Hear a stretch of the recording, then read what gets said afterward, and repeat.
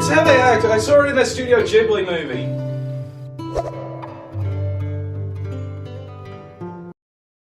Studio Ghibli has done so much better. The legendary anime studio founded by Hayao Miyazaki has produced some truly memorable pieces of animation that will always stick with you. Stuff like My Neighbor Totoro, Howl's Moving Castle, and Ponyo all have a special place in my heart. Less so for Ponyo, unfortunately. But this movie, when Marnie was there, it kinda sucks. Really.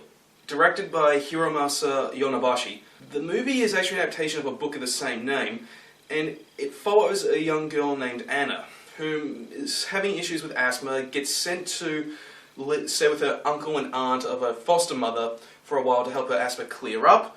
And while there, she meets up with a mysterious blonde-haired girl named Marnie, who becomes friends with her. But Marnie isn't exactly what she appears to be, and makes Anna promise that she'll keep their friendship a secret. This is actually a pretty nice setup for a mystery, like, what is Marnie actually doing? Who is she really? But this is something that would have lent itself better to a horror movie.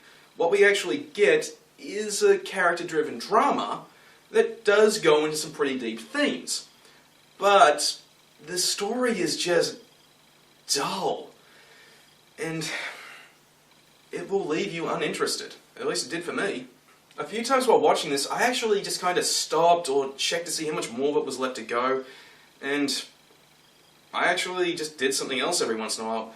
But I still came back to finish it because there were a few moments where it went into some heavy themes and pulled me back in. Like, moments when the movie actually explores themes like loneliness, depression, what it means to be a foster child, abandonment. Like, those are actually really nice to see, and it even gets a little creative with these scenes. Like, for instance, Marnie, she actually discusses how she's scared of this abandoned silo and how the maids of her family's mansion on the marsh bully her. And stuff like that really does invest you with these characters. But because the movie is so grounded in reality, it just doesn't work as well as it should have. Which brings me to the animation. Now, Studio Ghibli, their animation is a work of art, and that's the same case here.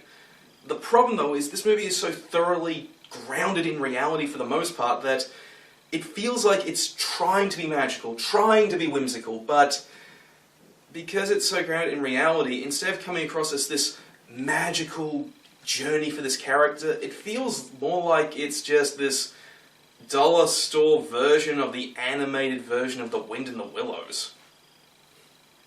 In fact, that kind of sums up the soundtrack for this movie, Wind in the Willows, diet version.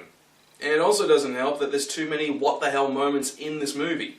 Like, for instance, when Anna first finds this rowing boat out on the marsh, she gets into it and it just starts pulling her towards Marnie's home, the mansion on the marsh.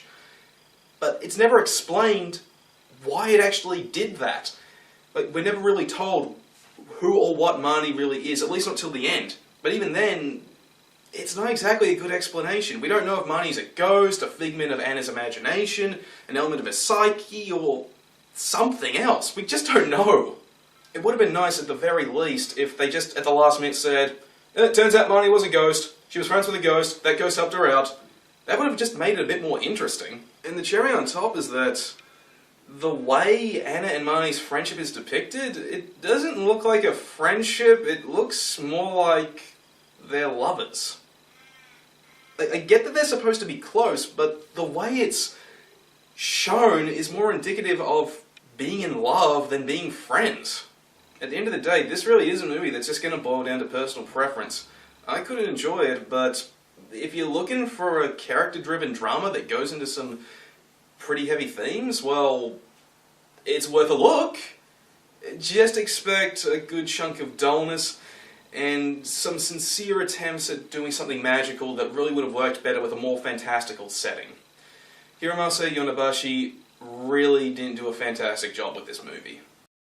Alright, you just finished watching my review of When Marnie Was There. Not exactly a great movie, I can attest to that. If you feel like checking out some of my other movie reviews, go right ahead. I also do some game reviews, and I also just did my first attempt ever at doing a Let's Play video, so how about you check that out? And if you really did like this video, how about you like, favorite, and subscribe? I'll see you again soon.